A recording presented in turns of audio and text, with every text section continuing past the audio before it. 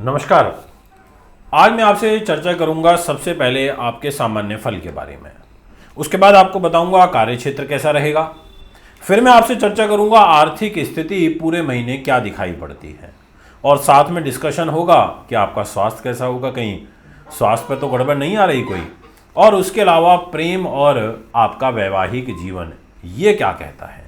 और इसके बाद बात चर्चा होगी पारिवारिक जीवन की, और फिर बात होगी उपाय। जी हाँ, बिना उपाय के कुछ नहीं है।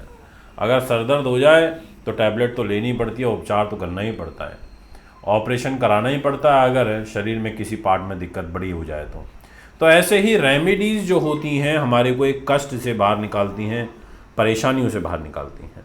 तो सबसे पहले बात करते हैं सामान्य फल की। और ये सामान्य फल बहुत ध्यान से सुनना, क्योंकि इसमें एक प्रकार से आपको एक पूरा सार निकल के आएगा। तो पहले मैं आपको ये कहना चाहूँगा, आपकी राशि के स्वामी बुध ग्रह महीने की शुरुआत में आपको लाभ के घर में ही मिलेंगे। यानी कि सामान्य फल ये कहता है कि फर्स्ट 10 डेज आपकी जो ग्रह स्थिति है वो अच्छी है।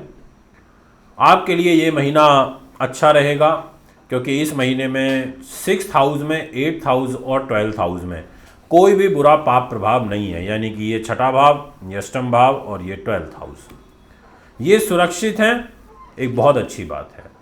दूसरी चीज़, आपकी राशि के स्वामी भी आपको प्रॉफिट में मिल रहे हैं स्टार्टिंग में, ये एक बहुत अच्छी बात है। तीसरी चीज़ कि आपकी राशि के लॉर्ड 9 अप्रैल से लेकर के और 25 अप्रैल की सुबह तक एक नीच भंग राजयोग के अंदर रहेंगे। ये भी एक प्लस पॉइंट है, जो कि आपके मान सम्मान के लिए बहुत अच्छा रहेगा। ये टाइम पीरियड 9 अप्रैल से और 25 अप्रैल की सुबह तक, और साथ में सुख साधन प्रॉपर्टी वाहन के लिए अच्छा रहेगा, माँ के सुख के लिए अच्छा रहेगा। इस पॉइंट ऑफ व्यू से सामान्य फल ये कहता है कि अच्छा है दोस्तों। पर कुछ गड़बड़ भी है, और गड़बड़ ये है कि मिथुन राशि वालों के लिए मंगल अच्छा फल नहीं देते। मंगल ग्रह मिथुन राशि से शत्रुता निभाते हैं, क्योंकि मंगल के पास डिपार्टमेंट होता है एक तो रोग का, जहाँ 8 नंबर राशि लिखी है, इसके स्वामी मंगल है, और ये 1 नंबर लाभ का। और ये 2 डिपार्टमेंट लेकर के यहाँ भाग्य के घर में बैठे हैं, आपको दिखाई भी दे रहे होंगे मंगल शनि के साथ। अब मंगल जो है यहाँ पर लगभग 22 तारीख तक मंगल का गोचर इधर ही रहने वाला है, और 23 अप्रैल से ये मीन राशि में चले जाएंगे। यानी कि आपको भाग्य में रुकावटें आएंगी, और 2 चीज़ों को लेकर के आएंगी। पहली कि आपके एक तो लाभ में कमी होगी, यानी कि बुध लाभ देगा पर मंगल उसको छीन लेगा। दूसरा, स्वास्थ्य के लिए ये सामान्य फल अच्छा नहीं दिखाई देता। तीसरा, जब ये मंगल का परिवर्तन होगा आपके जीवन में 23 तारीख को सुबह मॉर्निंग में, तो मंगल राहु के साथ आ जाएंगे और एक अंगारक दोष बन जाएगा, और ये अंगारक दोष बनेगा इधर कैरियर के घर में। तो यानी कि जब मैंने बताना शुरू करा थोड़ा पॉजिटिव, और आगे बढ़ते बढ़ते मैं नेगेटिव की तरफ चला गया वीडियो को लेते हुए। अब कारण भी मैंने आपको स्पष्ट कर दिया कि बुध आपको देना चाहता है 9 अप्रैल से और 24 अप्रैल की रात तक, बट मंगल और राहु आपसे छीनना चाहते हैं। मंगल शनि ये भाग्य में युति दोष बना के आपको रिजल्ट स्लो देना चाहते हैं। तो यानी कि अब आपको ये मेंटली प्रिपेयर ज़रूर हो जाना चाहिए कि इस महीने में आपको उतार चढ़ाव फेस करने पड़ेंगे, और ज़्यादा फेस करने पड़ेंगे, ऐसा ग्रह स्थिति कहती है। अब मैं सबसे पहले बात करता हूं आपसे आपके कार्य क्षेत्र के बारे में। ये है कर्म भाव, जहां पर मीन राशि बैठी हुई है, और यहाँ सूर्य भी बैठे हैं, यहाँ राहु भी बैठे हैं, और यहाँ शुक्र भी बैठे हैं। अब शुक्र तो यहाँ बैठे हैं 24 तारीख की रात तक, यानी कि 25 को यहाँ से निकल जाएंगे सुबह सुबह, और सूर्य राहु यहाँ बैठे हैं 14 तारीख तक। मतलब राहु तो यहाँ पूरे साल भर ही बैठा है, पर सूर्य यहाँ 14 तारीख को निकल जाएगा। तो इस सूर्य राहु की युति खत्म होगी तो आपको एक रिलीफ मिलेगा। सूर्य राजा है, सरकार है, और ये सरकार का घर भी 10th हाउस होता है। सरकार के घर में सूर्य राहु बैठे हों तो मिथुन राशि वालों को तकलीफ होती है, या जो मिथुन राशि वाले अभी इलेक्शन फाइट कर रहे हैं पार्लियामेंट का, उनको दिक्कत होगी, क्योंकि सूर्य राहु आपके आत्मसम्मान में कमी करेंगे। यहाँ सूर्य कमज़ोर भी हैं, अपने दुश्मन शुक्र के साथ बैठे हैं, तो आपको अलर्ट रहना पड़ेगा। पहले 14 डेज आपको कैरियर में अलर्ट रहना है, जॉब में अलर्ट रहना है, आपको योजनाबद्ध तरीके से कार्य करना है, फूंक फूंक करके कदम रखना है, बहुत ज़्यादा ब्लाइंड फेथ करके किसी पर नहीं चलना। ये मैं आपसे पूर्ण रूप से कह देना चाहता हूँ। अब यहाँ पर नीच भंग राजयोग बनेगा 9 तारीख की शाम को, और ये नीच भंग राजयोग भी यहीं बनेगा कैरियर के घर में। पर 14 तारीख के बाद से इस नीच भंग राजयोग का आपको ज़्यादा एडवांटेज मिलेगा, जब बुध शुक्र और राहु यहाँ पर रह जाएंगे कैरियर के घर में। यानी कि फिर आपको प्रॉपर्टी वाहन में सफलता है, आपको जनता का प्रेम स्नेह प्राप्त होगा, आपका मान सम्मान भी बढ़ेगा।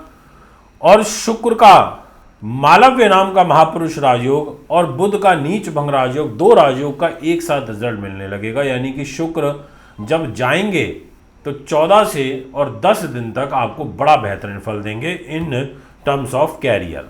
आप याद रखना, जो बात मैंने आपको बोली है ये मैं बहुत गंभीरता के साथ में बोल रहा हूँ।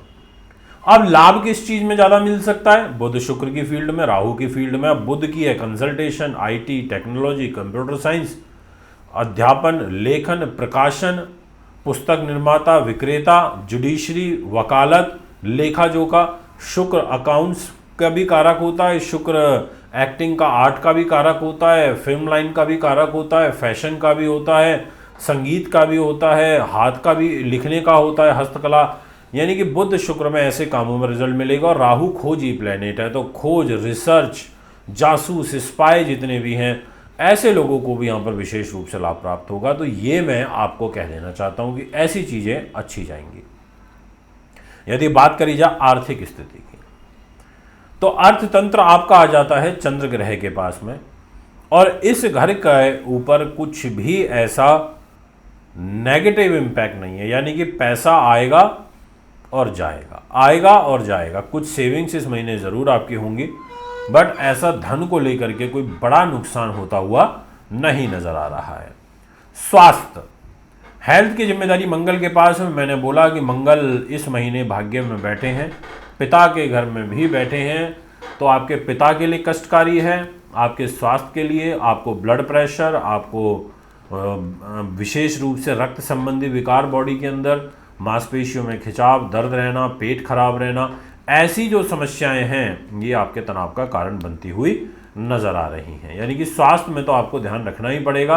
और 23 तारीख की सुबह जब ये मंगल ग्रह राहु के साथ अंगारक दोष बनाएंगे तो और ज़्यादा ध्यान रखना होगा।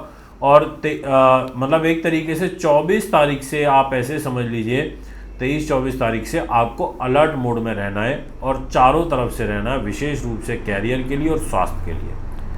प्रेम एवं वैवाहिक जीवन, इस घर की जो स्थिति रहेगी वो आपके लिए फर्स्ट 24 डेज तो अच्छी है प्रेम के दृष्टिकोण से, और वैवाहिक जीवन के दृष्टिकोण से ये महीना आपके लिए अच्छा रहेगा। इस महीने में ऐसा कोई बुरा कष्ट मुझे नहीं नज़र आ रहा जो मैं आपको बोलूं कि आपके लिए चिंताएं, तनाव बढ़ेंगे, तो उस ये मतलब स्थिति ठीक है। बात करना चाहूँगा पारिवारिक जीवन की। पारिवारिक जीवन भी आपका सामान्य गति से चलता रहेगा, कोई बड़े बदलाव नहीं है।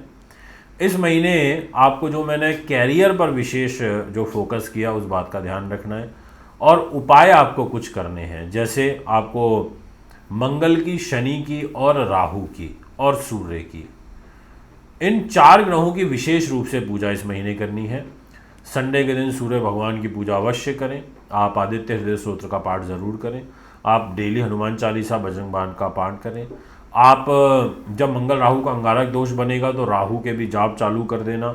आप फिर 24 तारीख के बाद से तिल का, सरसों का, सप्तधान का, नीली काली ब्लैंकेट, चद्दरें, ऐसी चीज़ों का 24 अप्रैल के बाद से दान चालू कर देना। शनिवार के शनिवार भैरव जी की आप पूजा करिए, ये मैं आपसे कहना चाहता हूँ। शनिवार के शनिवार उनका चालीसा का स्मरण करिए, और आपको ये सारे उपाय करते हुए आपको चलना होगा। और डेली भगवान शिव की चालीसा पढ़ें, फिर सेकंड नंबर पर हनुमान चालीसा पढ़ें, थर्ड नंबर पर शनि चालीसा पढ़ें, और हो सके तो आप इसको 42 दिन तक रोज़ाना पढ़ें। 1 अप्रैल से ही आप शुरुआत कर सकते हैं।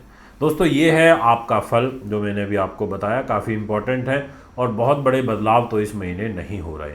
उम्मीद करता हूँ वीडियो अच्छी लगी होगी। नमस्कार।